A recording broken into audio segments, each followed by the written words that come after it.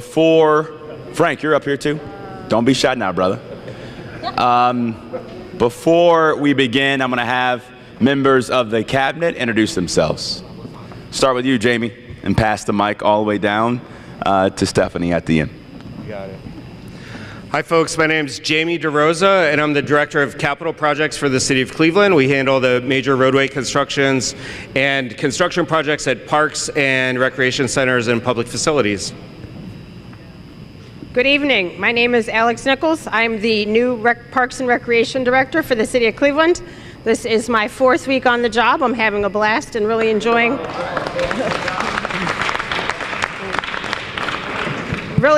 getting to know people, my colleagues and the community, and I look forward to see what we can do in terms of parks and recreation. Thank you.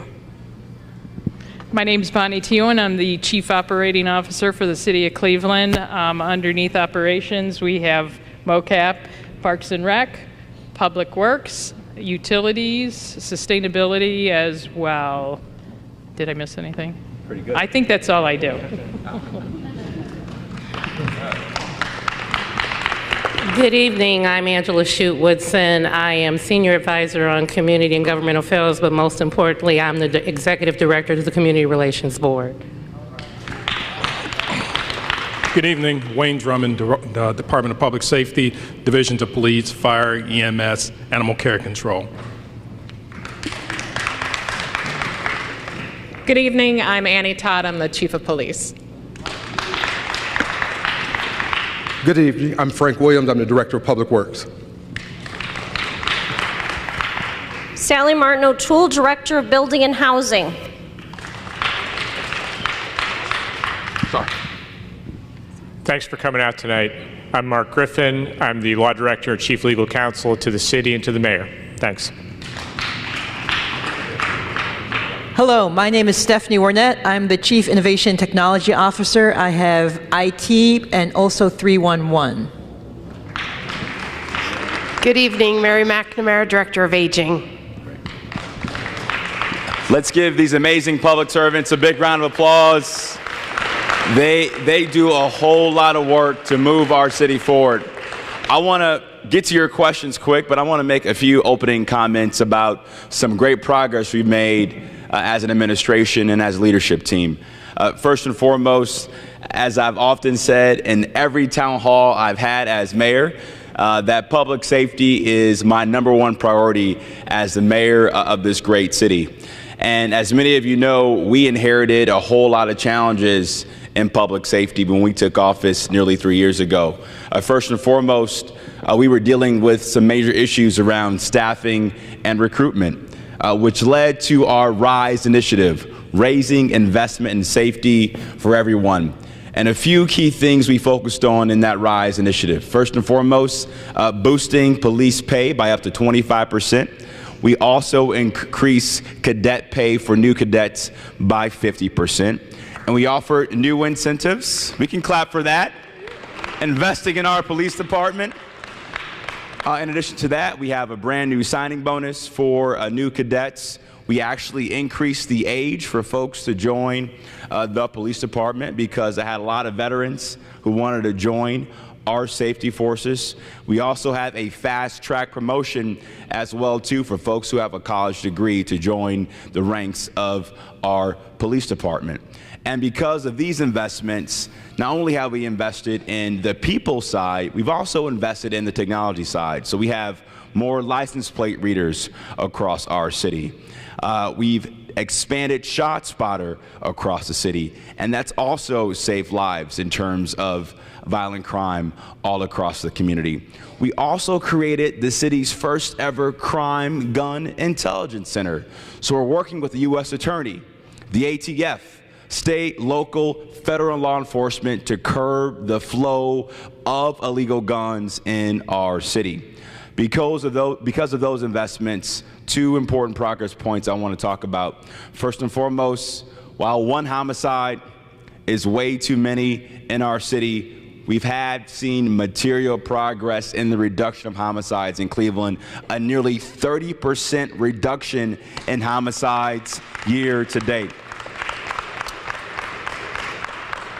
Our homicide solve rate is nearly 70% as well too, because we're getting more technology from ShotSpotter and our Crime Gun Intelligence Center to curb down on the illegal flow of guns, but also do a better job of solving these homicide cases in our city.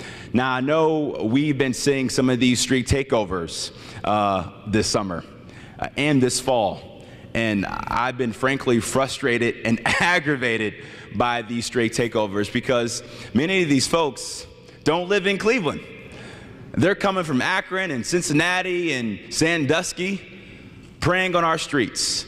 And so when we got word of this issue, I instructed Chief Todd to create our own internal street takeover task force. We have detectives across all 5 police districts with our gang unit and NICE unit, working with federal law enforcement and the state Ohio Highway Patrol. We've already made significant arrests in just 2 weeks in terms of holding those accountable for those street takeovers. And we've also coordinated with our local prosecutor and the county prosecutor to hold the full weight of the law on those folks preying on our streets with those street takeovers.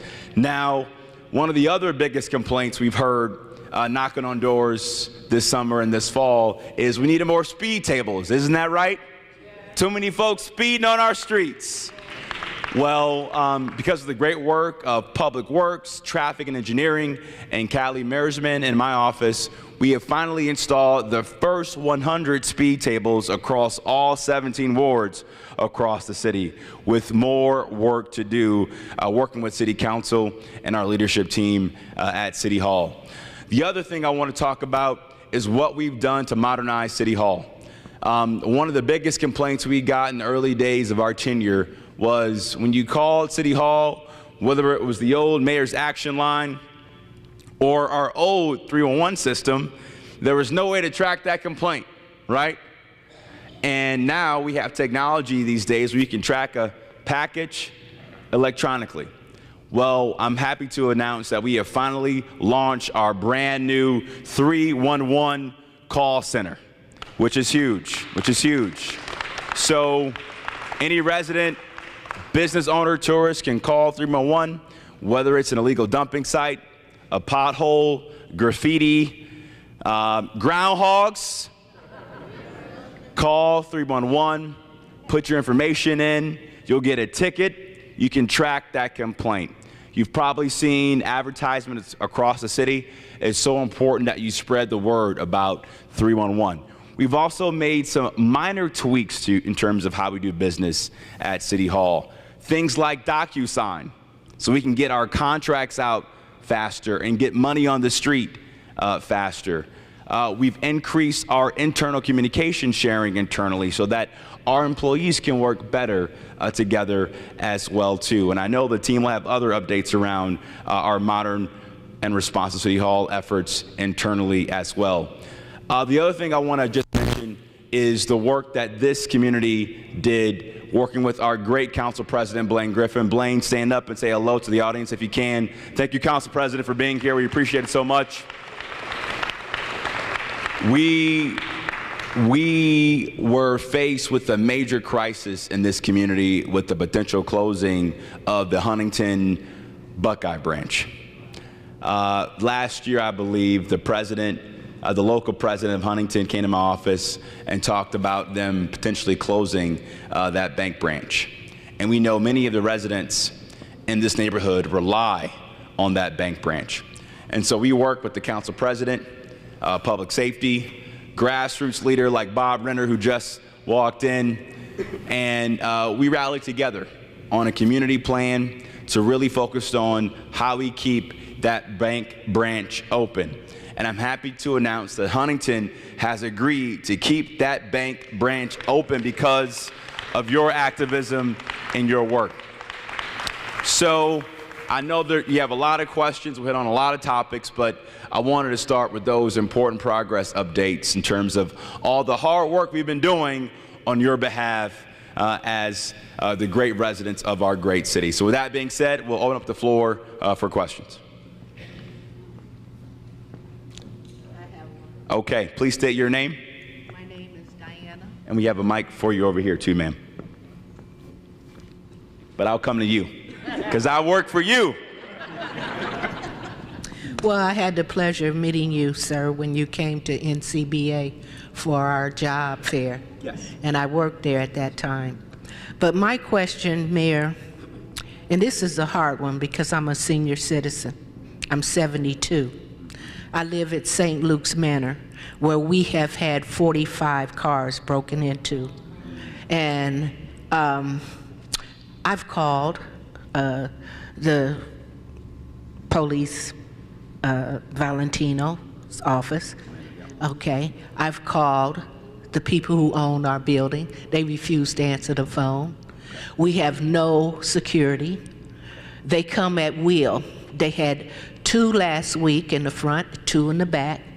One lady had her windows busted out 8 times in her car. We are seniors. We don't have the resources to come and replace this every time it comes.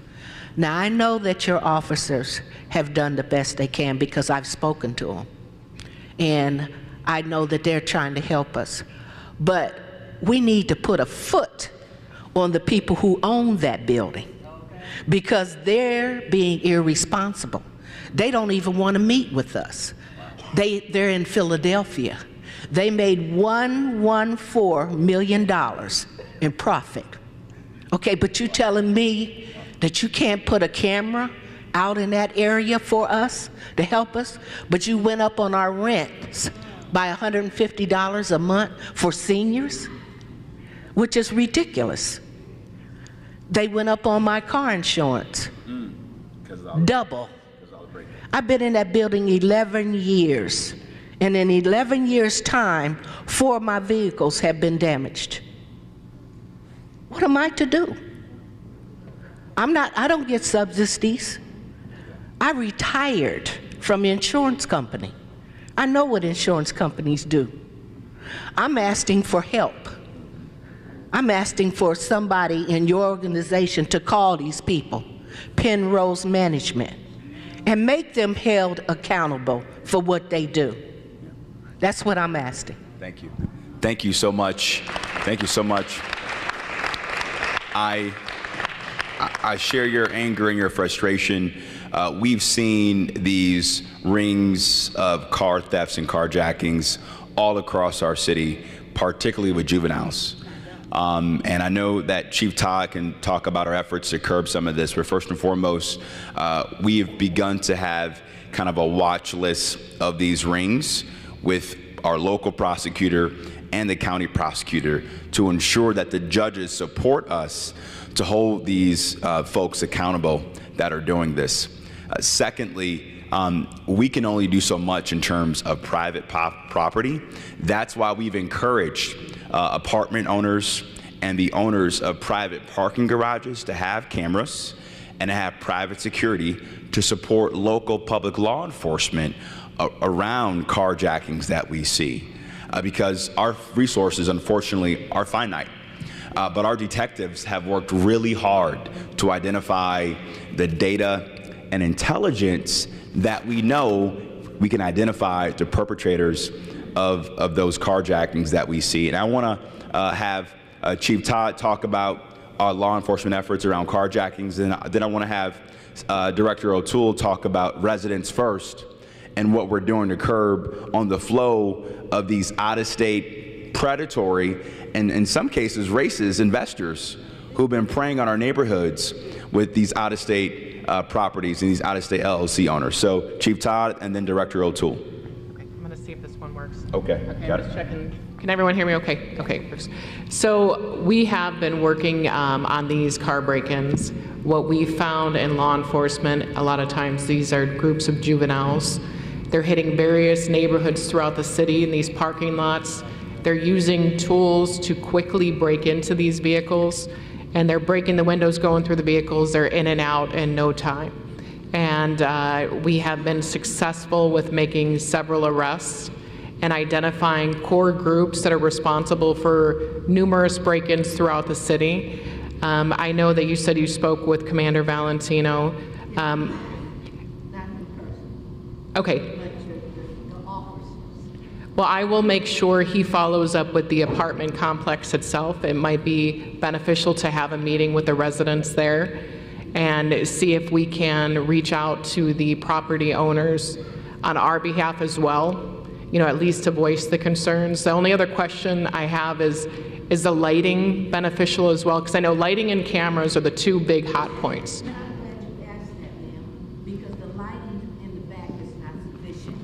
They hide in the bushes, and some of the residents in my building, we've instituted a whistle brigade, where if we see anything 1 or 2 o'clock in the morning, we blow our whistles to alert our residents that this is going on. Now, does St. Luke's Manor have private security? No. They don't have security. Our lighting is not sufficient. Okay. And the other night I thwarted another break-in. I blew the whistle loud and I said, "The police is coming for you right now." And I blew the whistle real loud. We need to hire her. And you know what happened? They took off running. But I still called to Absolutely. let the police know. Absolutely. Yes, thank you for that, because that's important to call even because it gets tracked in our system. So then we can see, our data will reflect where the problems are happening. So even if you're not sure that there was a break-in, please always call. But I'll talk with the commander and we'll have him work with the residents there and see, at least for a first step, if we can get some conversations with the management. Director O'Toole, and then we'll get to the next question. Sure, I did want to touch on residents first. We worked about 8 months developing a package of legislative reforms for building and housing that City Council passed last February. And since then, we've been launching all of the pieces, and one of them is much more stringent requirements for landlords. They have to have a local agent in charge, and they have to submit great additional documentation than they used to have. They have to be current on their taxes. If they're paying utilities, they have to pay them current. So this is already proving to be very helpful in giving us more leverage against these out-of-state, out-of-the-country, many times, investors. So we know that at least certainly throughout the city, and on the east side in particular, we've seen a dramatic rise in business buyers of even single-family homes. We're seeing over half of them going to investors, and many of these people are from out of town. So we developed a whole series of tools to deal with it, and it's proving to work quite well. So certainly we want him to keep a secure and safe building for you all, and we will certainly check to see what we can do under the code to address some of the concerns that you have. So we'll flag it for you. Okay. Can all the residents come up to this microphone and ask your question, if you're able? Ms. Burns, I can come to you, though. Thank you. I appreciate that, Jesse. I really feel for your demise. I used to teach at your St. Luke's Manor back in the day of Go for Life class when senior games were in Cleveland. So I understand your problem. I have somewhat of a similar problem. The city of Cleveland has invested a lot of money. I don't know how many of you are familiar with the relocation of the old Woodhill Homes estates and all the things that have been going on around it. Well, I went through a lot, just to say, because that's a long story, but I am in the new townhouses now that are located on Woodland Avenue.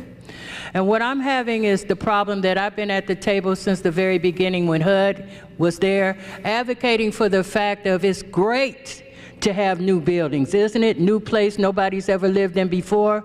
But what are you putting in those buildings as far as residents are concerned? And this is where I'm at right now. I love my townhouse, but they're not concerned about who they put next door to you. I understand fully about the discriminatory housing laws. I truly do.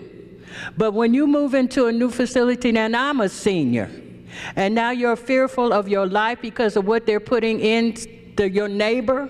We talk about diversity. Okay, now I could use some language that's not appropriate, but going from one extreme to the other, that's not so good, if you follow what I mean. It puts seniors in a very precocious space, fearful of their life, anxiety building up. All sorts of things are starting to happen. And I'm ready to apartment that I have just moved in since June, ready to get some boxes and move right now. So I'm asking the housing people, I'm asking people who are invested, and the city is well invested in this relocation of Woodhill homes. There's got to be something to be done as far as, like, you can't really pick and choose, but it's something to be done to look at a situation and just who are you putting where. I went through this when I lived at Woodhill. You talk about diversity, hell, we had it there. It was people in the buildings paying $25. It was people paying none. It was people paying almost up to $1,000. So how can you tell me about diversity and I knew it before we even got these relocation? Who are you speaking to? I am an intelligent black woman and I can think. And I want for us, not just for me, but for every senior out here who is put in a situation like that, advocate for yourself, for your safety, for who's moving next to you, and stick together as a community and say, we are not going to have this. Thank you, Ms. Burns. Yes, ma'am.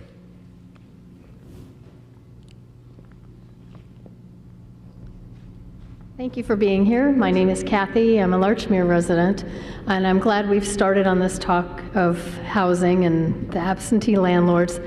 I have lived next to the residents at Shaker Square for 11 years, going on my 12th year, and it has been a nightmare. I took a walk probably a month ago, and there was a dead rat bloated, like within 3 steps of my house.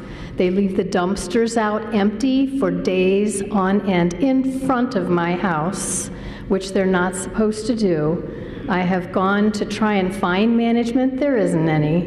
They have a very dear old man who is often left alone to deal with all of those dumpsters, and their carts don't work, so that's where they have to stay. I've gone through 2 deaths where I've had family from out of town on my front porch, and all we can smell is stench. I've gone through my wedding, and guess what was in front of my house? All those dumpsters. There's like 3 or 4 of them, and they're broken down. I took a walk with my new husband the other day, and they're, you know, all the facades that are falling down on Mayfield, they have one too. They've got a whole section where all the framing around the windows is down on the ground.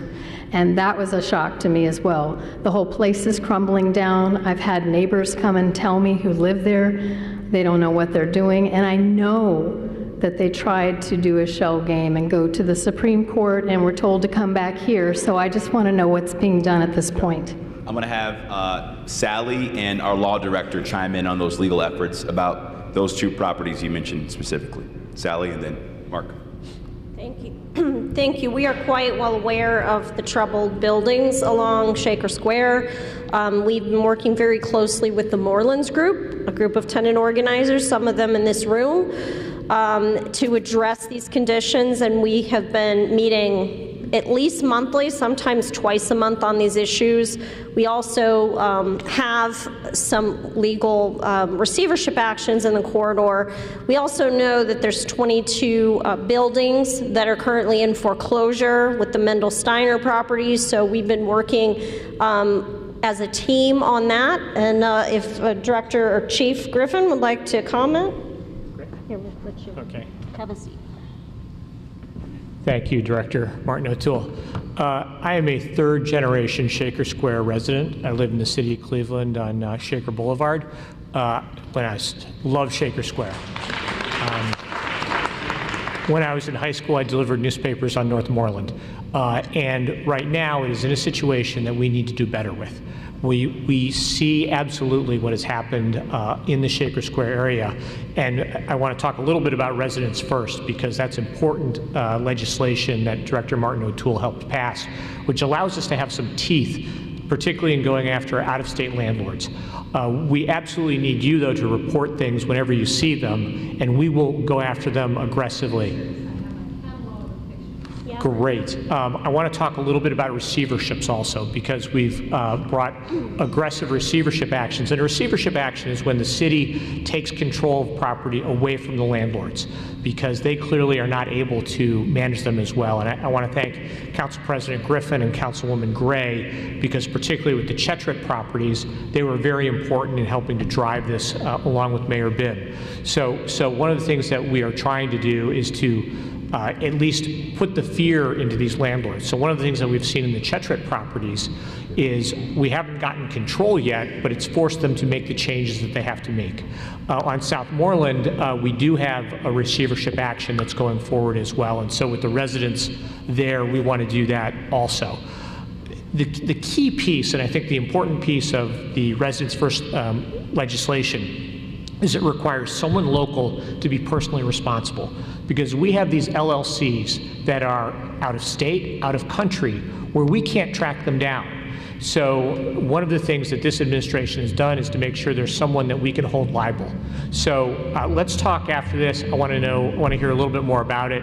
And we meet every single week. Every Monday, the Code Enforcement Department, we prosecute the crimes, meets with Building and Housing to find out what the priorities are. So if we could talk afterwards, we will make sure that you are high on our priority. And for all the residents here, if you're seeing these problematic properties, please call 311. Let us know what these properties are, because the more data we have, the better case we have to hold these folks accountable in a court of law. Okay? Next question, please. Oh, yes, please. Here. Please, go ahead. Hi, my name is Katie Capers McKinley, and I am a proud Larchmere resident. Walked over here from my house with my husband. I want to give some feedback on the impact that the canopy system has had. So briefly, we moved here for my husband to go to law school at Case Western. We were looking for something. We didn't know anything about Cleveland, but we were looking for something near Case. I work remotely 100% of the time. Because of Spectrum Internet, we were going to have to leave the city of Cleveland, because I, for so many days, was out of internet access. I had no internet access. I couldn't do my job, and I would have lost my job. But Canopy has been transformative. And so I want to say, just from the bottom of my heart, thank you to any of the staff members who made that possible. I was able to stay in my apartment that I love with my neighbors, many of whom are here, who I really love. So thank you so much for solving this massive problem, because I looked into other internet options, and the next one that was available to me before Canopy came along was going to be $1,000 a month for a satellite. Literally the only available provider was Spectrum. So Mayor, I just want to say thank you, because we would have had to leave Larchmere if we hadn't had that change. So thank you so much for that. So thank you. I want to just give a round of applause for making that.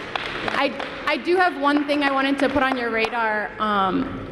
So I absolutely love this neighborhood. One thing that has made me scared, I made multiple 911 calls a couple of months ago right outside this building when I saw someone chasing someone else in a car.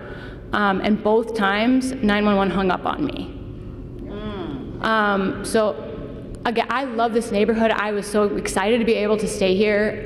It just makes me worried primarily about the person that was getting chased by the car. I mean, I was far out of the way. But I do want you to know that has happened multiple times. So if someone could look into that, I would appreciate it. Thanks for bringing that to our attention. Thank you. We really appreciate it. Chief Todd, do you want to talk about dispatch 911 and the protocols there so residents know?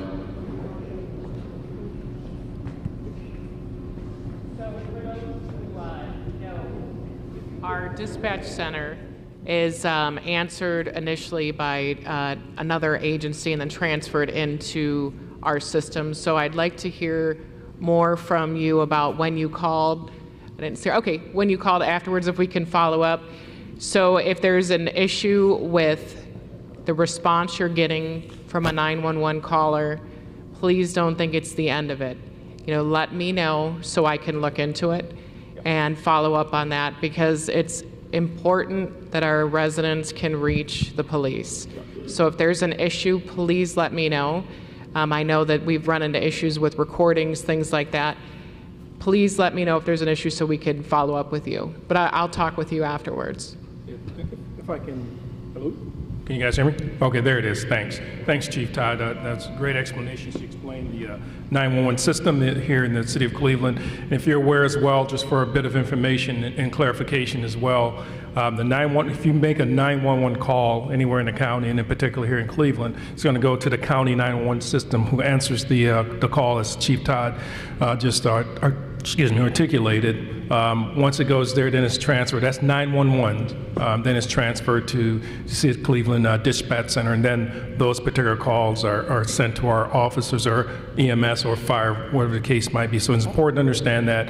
Also, just for educational purposes as well, you can also call, if you're not able to call 911, you have the time, you can also call our non-emergency numbers, which is 216-621-1234, and it goes directly to our City of Cleveland Dispatch Center as well, just for clarification purposes as well. As Chief Todd stated, we like to know if there's issues with our dispatch center, if calls are being dropped, if they're not being responded to, so we can take a look at it and find out what's going on. So thank you for that call, for that information. Okay, ma'am, you're up.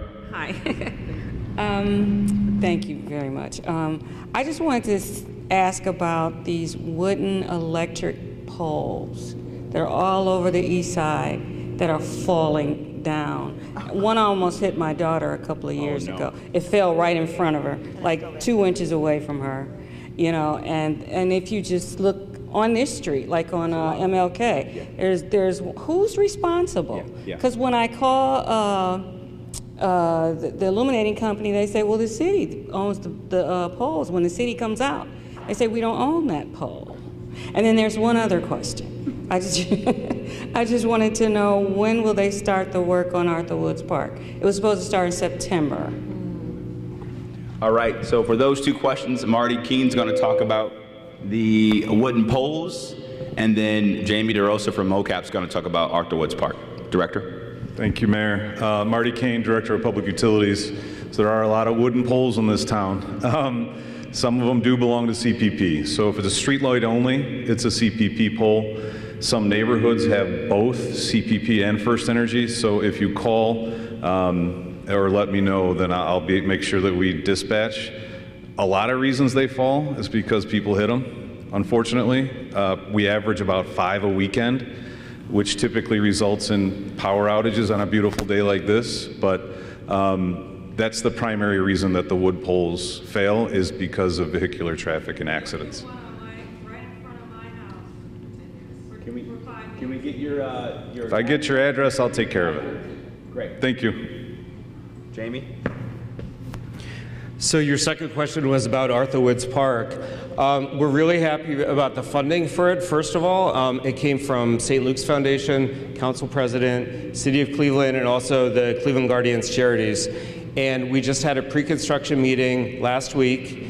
The contract is signed. The contractor will start in November. If the weather's good, you'll see activity. If not, you know, it'll have to pause over the winter, but it'll be completed in June of 2025. And just to remind everybody what the improvements are, there's going to be a splash pad, which is going to be really nice for cooling in the summertime. There's going to be a walking path with exercise equipment. Recently, we just resurfaced the basketball courts with ARPA funding. That was one of the basketball courts we were able to resurface and restripe. So we're really excited about $350,000 project for Arthur Woods, and it was spearheaded by the community and Council President and the city, and we all worked together to get it put together. Great. Okay. You're up next, sir. Yeah, this mic right here. Okay, your mayor. Speak up into the mic from your brother. Okay. Yeah. All right, I said, your mayor. Yes, sir. Okay, all right. I've got a peeve with this neighborhood. It's just coincidental that you had your meeting here, but I pass through Larchmere, let's say 3 times at least a week. Okay, I'm a senior retiree. Okay, and I think the traffic department has fallen short with these created park areas.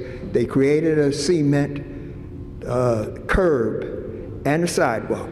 Okay, now that's a 4-lane. I think 4 lanes, 2 ways, 1 way, 2 lanes, and go in another direction. And if someone goes to pass a car, you've got this concrete barrier with no reflectors on it. I think this is a serious problem. And I know there has had to have been accidents that have occurred as a result of such a narrow space and no reflectors. And just for reference,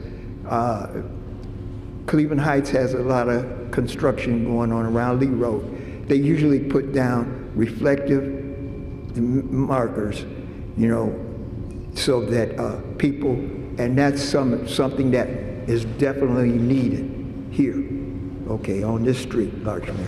Okay, the other thing that I had is I'm a resident at St. Luke's Manor, okay? We have a lot of people with gripes, okay? So one of the biggest problems that my concern is that we had a break-in and a computer was stolen and everybody's information was stolen. Now, because everything is so hush-hush, nobody knows exactly what to do to address this problem. Now, I'm getting emails from far-off lands. I'm saying like cryptocurrency, thank you for your purchase. Oh, wow. Yeah, I'm just saying, and PayPal, I don't have a PayPal account. Thank you for your purchase.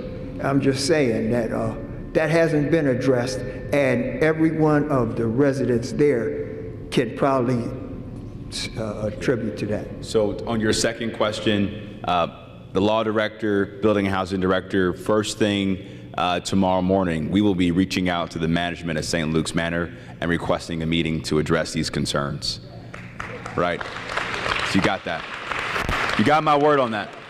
And then, to your first question, Frank's going to talk about the reflectors. Frank. Sir, thank you for your questions. Those new islands were part of the pedestrian safety improvement project, and it was led by the state. We have now been, that project has been turned over to us, and we are going to be working on things like you mentioned, the reflectors, and also the streets division is going to be making some modifications because of the pulling into Larchmere has been tough, and we've heard from many of you about that. So our streets division is going to come and do some concrete work there as well as those reflectors and things of that sort. They should be coming soon. So stay tuned. Next question. Thank you, Mayor.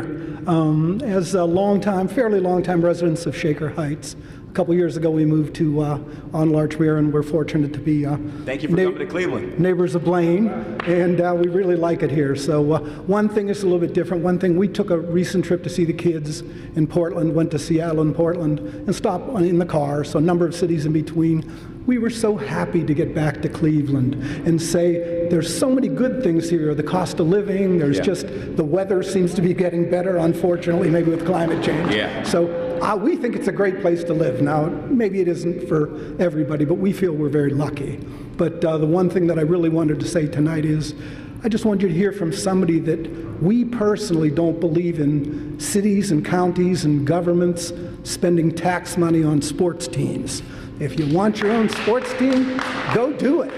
You should go pay for it yourself. Yeah. A lot of you probably, you know better than I do, but I believe there's been a number of studies that say cities and counties do not get their money back for paying for teams to come here. So I'm happy. I hope they leave, and I'd go help them move if it was me. I just want to tell you that we're quite happy, and we're really keeping our fingers crossed that you do something with Burke Lakefront Airport. Yes. We think if you took sort of like Chicago, or there's other cities have done it, and developed the lakefront so that the people could use it more, this city would be even more wonderful than it already is. Yeah. So thank you. Do it. Thank you. Good luck, and thank you very much.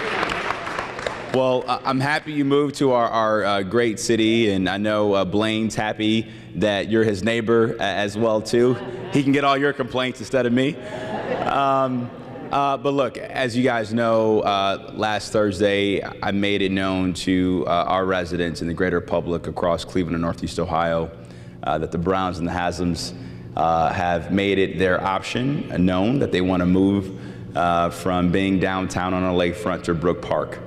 I wish we lived in a world where we didn't have to finance these assets, but I do believe it's a competitive advantage. Having 3 Major League sports teams in the heart of downtown, they drive a tremendous amount of economic impact. They are part of the civic pride of our city.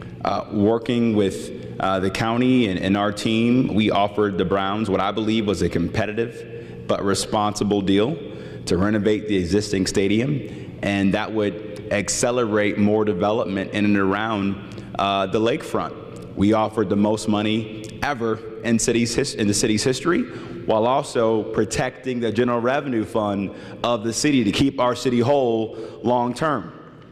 Now, if they do leave, you have my word and my vow that we are going to build one of the best damn lakefronts this country has ever seen. That's the goal. And more to come soon on Burke. More to come soon. Leah. Good evening, Mayor. Ooh, sorry about that. My question is one that has to do with housing, and it hits close to home for me. So I'm a resident on 115th, married, I have 4 kids, just turned 38 on Sunday. And for folks in my age demographic particularly, who, you know, I came from Shaker, came into Cleveland, put down roots here, want to stay in Buckeye-Wood Hill a long time. But there's not a lot of opportunities for home ownership for single-family homes and for folks that have kids that want to stay in the city. Yeah. Most of my friends, when they have kids, they move out of the city. So I would love to see or hear what your plans are, particularly whether that's through the Housing Investment Fund or some other things that are actually going to create a movement of families, young families, back into the city to stay. Yeah, thank you so much for that question, Leah. And I want to chime in, and I also want to have Tom McNair join me up here on stage, who runs economic development on behalf of the city of Cleveland. Look, you're absolutely right. Not only are we trying to make sure that we are an age-friendly city where our seniors can retire and live with dignity and stay in the city of Cleveland, we have to be a more attractive city for the next generation of residents, especially millennials who want to buy a home right now. We are trying to do a couple things to address that. Number one, working with City Council, we passed a legislation to create a brand new housing investment fund with Key Bank and a national nonprofit called LISC. The goal is to raise $100 million in this housing fund to bring online nearly 3,000 more units of affordable and workforce housing in the urban core of the city, largely focused on the east side. Secondly, the council president and I have been meeting with all of our banking partners over the last several months because, quite frankly, they need to do more than their fair share to address some of the lending gaps that we see. And what the data tells us is we have a lot of bankable residents in our city, but those banks aren't getting access to those customers. So next week, I'll be signing 2 MOUs with 2 large banks, hopefully for us to really address some of these lending gaps that we see. And it'll be the first time the city of Cleveland has entered into an MOU with large banking partners in over a decade. Over a decade. So the key question is, how do we tie the city's housing strategy with our local banking partners' community reinvestment strategy so it's a win-win for the banks and a win-win for our residents? The other thing we're exploring with great organizations like Habitat for Humanity is more modular housing in Cleveland. We have a lot of vacant property, as y'all know, east side to west side. How do we prioritize that vacant property and build quick, affordable, modular housing in our city for our seniors and younger homeowners who want to come back to the urban core? Tom, anything you want to add to that? No? Okay, I guess I did okay. Thanks, Tom. Appreciate it. You're up next. Yes. Good evening, everybody. I'm Kana Riley. I've been in the ward all my life. I grew up on Hoda Avenue around the corner. It's currently named after my grandmother, Alma Cooper. So I just want to piggyback on everything that everybody has said tonight about what's going on in the community as far as the curbs and even Opportunity Corridor. Like there's not enough light. We've had more and more accidents, more deaths, more traffic accidents. I recently came back into the community and bought some property on East 83rd Street. So I have 3 houses on East 83rd Street, and it's like it's an Opportunity Express extension. Yeah. They go 50 miles an hour, 60 miles an hour. Yeah. I mean, they're taking over vacant properties, vacant lots. I hear what you're saying about modular housing in the future. I'm trying to figure out what we're doing because we have more vacant houses and vacant lots than we've ever had before. Things are going up, but we've torn down more than one housing project in the city in one summer. So people are everywhere. It's a bad thing for the homeowners. My sister recently moved back to the community, and she has Airbnbs here up on Larchmere, 122nd Street, and she's losing customers because her whole community has been taken over by people who are renters that are moving in 10 other people. There's nowhere to park. It's getting worse and worse. They're turning the empty fields that Blaine was unwilling to sell to the people or give to the people because you took that program away. The adjacent field program, you put parks and other things, but now they're using them as dumping lots. In one summer, like my street is unbelievable, and it's happening in every community. Over here, and I've been here my whole life, so I hear what we're talking about, plans for the future and modular housing, but we have so many dishoused people, and they're disassociated. We have so many homeless families. They're spending all this money to get rid of Tent City downtown, but we're getting put out because nobody wants to rent from us, and our property values are going down, and the people who have businesses, Airbnbs, and run their businesses in the community, we're taking a hit. Yeah. Well, let me tell you what we're doing now. Right Not now. only in That's the what future. I want to know. Like right now, how are you going to help I us? think first. Because I need some speed bumps on East 83rd between Woodland and Quincy. I need speed bumps. Okay. You got a jail over there that y'all built. Gotcha. We got a welfare building down the street. We got a school right here and a rec center. Let me answer your question. It is complete chaos. Nobody is seeing that. Let me answer your question. Because I need to know what we're going to do about that. Let me answer your question. Let me answer your question. So one of the things that we did 2 years ago, Director Martin O'Toole, if I'm wrong, was we did a door-to-door property survey, analyzing all the vacant property, all the vacant lots we have in the city of Cleveland. That informed our new $50 million site fund that we established several years ago. We've identified 1,000 acres of vacant land. We've already begun to acquire that land, and we're trying to, the city on behalf of a new nonprofit called, you gonna let me answer or you gonna talk? And the goal of this site fund is to bring companies back to the city so that people can work in our community in the urban core, which will help increase property values. The second thing I want to mention is we are working with our entire integrated development cluster on easier ways for residents to acquire vacant property. If you've been cutting this lot for 10 years, it shouldn't be a whole lot of red tape for you to have access to that property. It's got to be easier for our residents to do that. And we're working around the clock with City Council. I understand that. That's what we understand. It's an issue we have to address. And then I also want to have Bonnie talk about what we're doing with Opportunity Corridor. Now, Opportunity Corridor, well, we will get that address and work as quickly as we can to get you a speed bump on 83rd and Quincy. But I want Bonnie to talk about what we're trying to do with the state in terms of Opportunity Corridor. Bonnie? Thank you. Yep. Thank you. Opportunity Corridor has been under the jurisdiction of ODOT from the original construction. They've spent the past probably year and a half trying to final out the job. We're holding them responsible. I myself walked the complete site with ODOT, looking at all the deficiencies that were there, ensuring that grass was being mowed appropriately. They were relying on the contractor that actually constructed the roadway to perform the maintenance. All the trees that were hit, the poles that were knocked down, we're not taking ownership of that project. Let her finish. We're not taking ownership of that project until all those items are done. So we're working closely with ODOT. We're hoping in the next several months that all those items will be taken care of and it will become our maintenance. Once it becomes our maintenance, then actually it's the Parks Department. It's this new employee right here that will be responsible for maintaining the trees and the road and the grass and that. Thank you so much for the question. Next question. We're working on that. Thank you so much for your question. I appreciate you.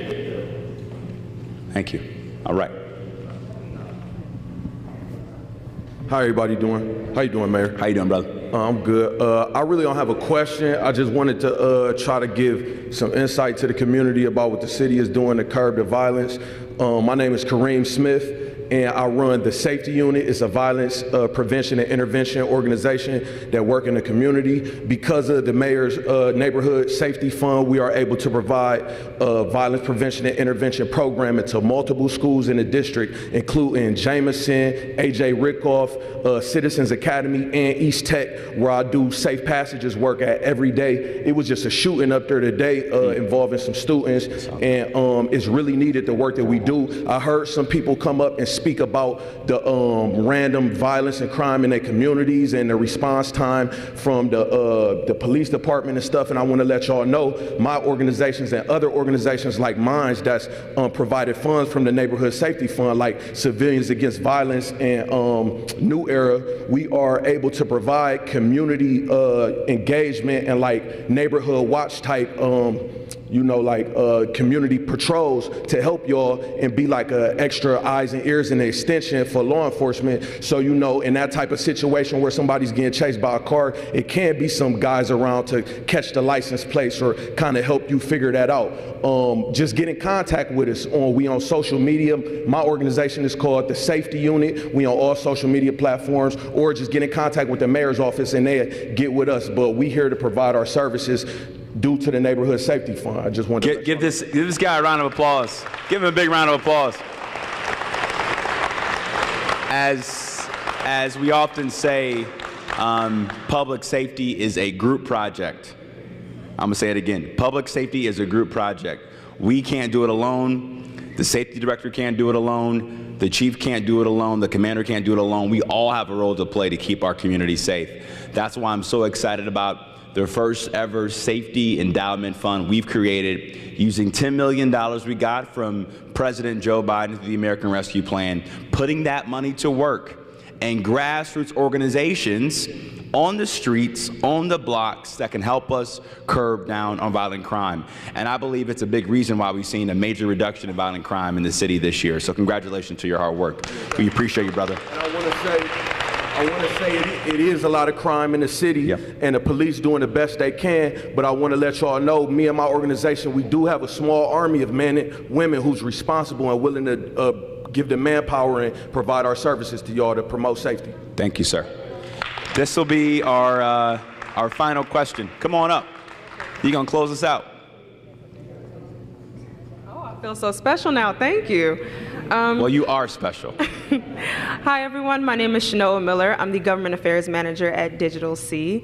I just wanted to reflect on a comment that was made earlier about Canopy, about our internet service, and I just also want to highlight the investment from the City of Cleveland, from Mayor Bibb, and also from City Council, and that $20 million investment to connect the entire City of Cleveland with affordable, high-speed internet. One of the questions that I had for you, and of course your cabinet, was the investment on local mom-and-pop shops within the City of Cleveland. I personally hail from the Glenville neighborhood, a rich cultural neighborhood. Oh, Keep going. A rich cultural neighborhood that has a lot of mom and pop shops. And so one of the things that we pride ourselves on at Digital C at Midtown Tech Hive is that we work with entrepreneurs within the community. So I wanted to know more about the City of Cleveland's initiatives on working with those legacy shops within the City of Cleveland. So Great. Thank you so much. Well, thank you for your work at Digital C. We appreciate it so much. For a quick reminder to folks, because of the great leadership we have with Council President Blaine Griffin and Councilman Brian Casey, we passed $20 million of legislation, again, because of the American Rescue Plan, to invest in Digital C, which is providing affordable, high-speed internet to Clevelanders, right? Because in many parts of our city, they were digitally redlined. And nobody should be going to McDonald's parking lot using Wi-Fi to do their homework, right? That is not how we should be doing business in our city. So thank you for Digital C for your partnership. I really appreciate it. As we know, small and medium-sized businesses are the backbone of our economy, and I want Tom to talk about what we're doing to support small businesses in our city. Tom? Thank you, Mayor. Tom McNair, Director of Economic Development for the City of Cleveland. I genuinely appreciate that question. So before I joined the administration, I spent the previous 14 years working in Ohio City for the Community Development Corporation there, and actually started in this work doing economic development work at the neighborhood level. So trust me when I say that I care deeply about the small businesses that make up our community, and I agree with the mayor that they are the backbone of the City of Cleveland. It might come as a surprise to some folks, but Department of Economic Development, about 70% of the deals that come through our office are actually small businesses in the City of Cleveland. So we do a lot to support those programs. Our businesses, we have a great program called the Neighborhood Retail Assistance Program that offers low interest loans of up to $50,000 for small businesses. And we still have to underwrite those, but again, I think that we have a goal of helping people get up and started. We also recently just started, we restructured our department, and we now have what we're calling neighborhood investment managers, right, which is taking the Department of Economic Development out to the neighborhood level. So we share the same regions in the city as our neighborhood planners, but again, those are designed to be out working with CDCs, getting to know small businesses, and really helping to revitalize the commercial corridors that make up our neighborhood. And very excited as a proud Ward 4 resident, also just on the other side of here in between Wards 6 and 4, the Buckeye Road Commercial Corridor. We just worked to pass legislation that is going to invest $3.9 million right around that Huntington Bank branch to help bring back several of the buildings that are along Buckeye there, including many of the storefronts. So again, small businesses are critically important to us and to the administration. Thanks, Tom. We appreciate it. Now, we have a very important school levy coming up, and I want to have former Councilman Zach Reed educate us on why that school levy is so important for folks in the room. Zach. Thank you, Mr. Mayor. Good evening. I don't want to stand in the way of you in the first NBA game tonight, so I'm going to be very brief, okay? Basically, 2 weeks from the date is going to be one of the most important elections in the history of our great nation.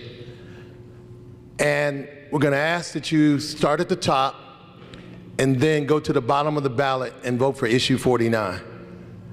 In 1979, you invested in me